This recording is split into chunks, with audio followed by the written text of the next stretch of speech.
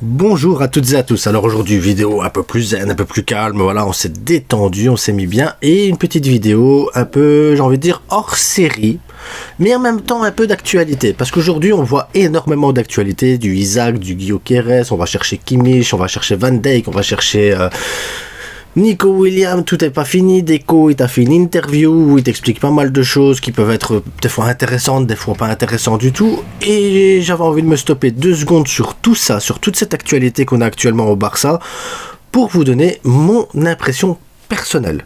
Donc, rien à voir avec le club, c'est mon impression personnelle et voir un peu comment vous le sentez, comment vous sentez les choses aussi. Et ça, c'est tout de suite.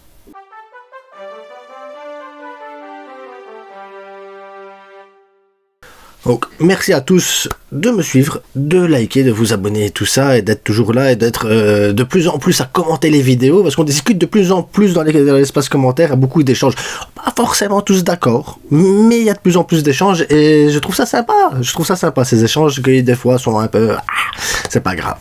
En attendant, si vous voulez des maillots comme celui de Pedri qui est magnifique, qui est là, vestiairestore.com, le lien dans la description, n'hésitez pas, code promo Lafrit. S'il y a des questions, allez sur Instagram. D'ailleurs, sur Instagram, pour ceux qui veulent faire les avant-matchs avec moi de Liga, n'hésitez pas à me contacter sur Insta en privé. Vous me faites un message en privé, comme ça moi je sais vous répondre et on s'arrange déjà pour les dates. Le premier avant-match, c'est déjà ce dimanche les gars, en live avec un abonné, donc ce sera à 22 h dimanche. Un petit live, c'est vous qui faites l'avant-match maintenant sur la chaîne, donc faites-vous plaisir. On parlera de la chaîne secondaire demain dans la FAQ aussi, parce que j'ai vu qu'il y avait des questions.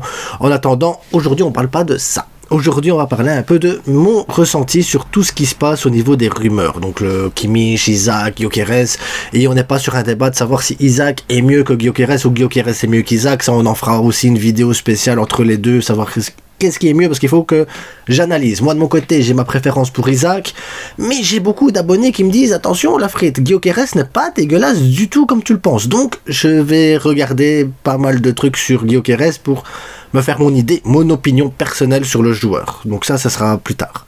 En attendant, pourquoi je pense qu'il y a eu des choses intéressantes et qu'il y aura des choses intéressantes cet été. Parce qu'il y aura des choses intéressantes cet été. La première chose qui me fait dire que ce mercato d'été sera un excellent mercato, c'est qu'on est en année d'élection. Et Laporta, c'est un politicien. Laporta, il sait ce qu'il doit faire. Il sait très bien que si tu as 5 ans comme ça, t'as un mandat de 5 ans, c'est la dernière année, et même pire, c'est les 6 derniers mois qui comptent. Pas le reste, c'est rien.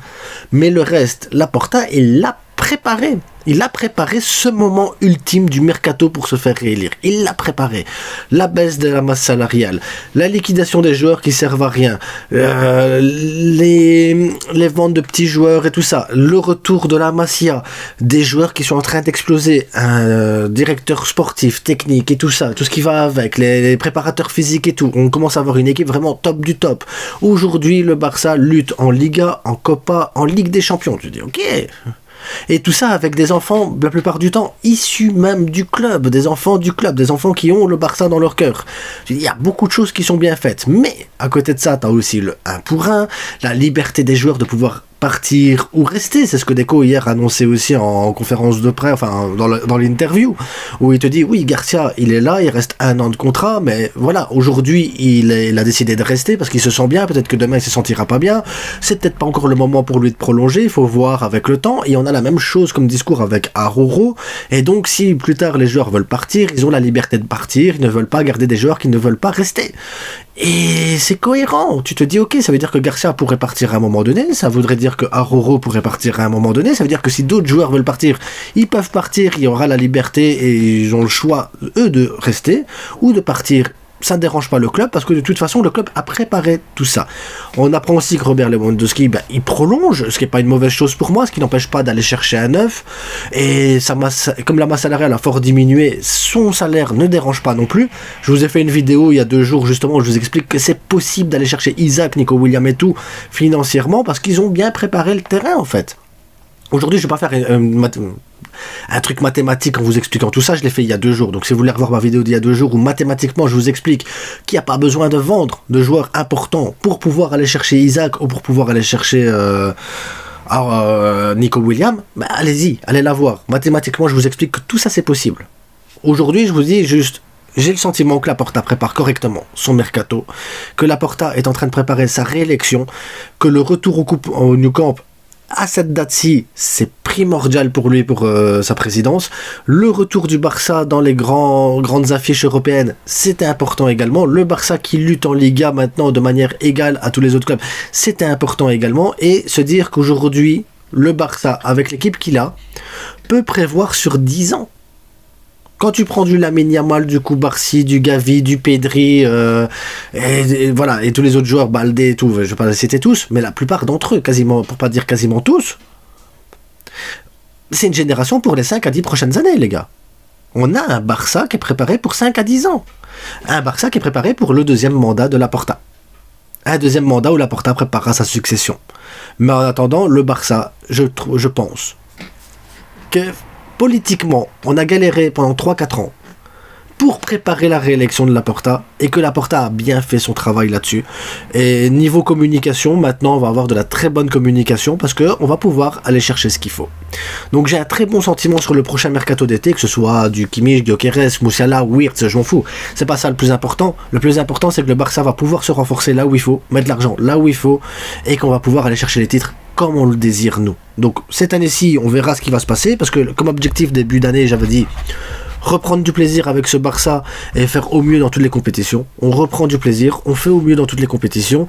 L'idéal, c'était de savoir dans quel poste il faut aller se renforcer, comme ça on peut préparer correctement l'année suivante. On est en train de le faire correctement aussi. Flick fait un travail de dingue sur ce côté-là. Donc je pense que, comme j'avais prédit, la saison 2025-2026 sera une saison où on fera le triplé historique, les gars. Année où Laporta sera réélu. Et ce mercato sera excellent. On est parti pour faire des bonnes choses, les gars. Donc, soyons positifs. Dites-moi, vous, votre ressenti là-dessus. Comment vous voyez les choses. Et voilà, un peu de positif dans ce monde de brut et cruel qu'est le football par moments. En attendant, merci à tous d'avoir été présents. Voilà, c'était une vidéo un peu hors du temps. J'avais besoin de vous partager mon sentiment actuel sur ce qui se passe au Barça, sur les rumeurs, sans rentrer dans le détail des rumeurs, parce que ça reste que des rumeurs. On est en février. C'est trop tôt pour commencer à faire une analyse de on va chercher lui, c'est trop tôt. Mais dites-vous que c'est possible et que ça sera probable. Et ça, c'est important. Parce que là, je pense qu'on est sur quelque chose de fort en ce moment. Donc, n'hésitez pas à vous abonner, liker, partager. On se retrouve demain pour la FAQ spéciale actualité. Donc, si vous avez des questions, il y a un post exprès là-dessus. Donc, posez vos questions.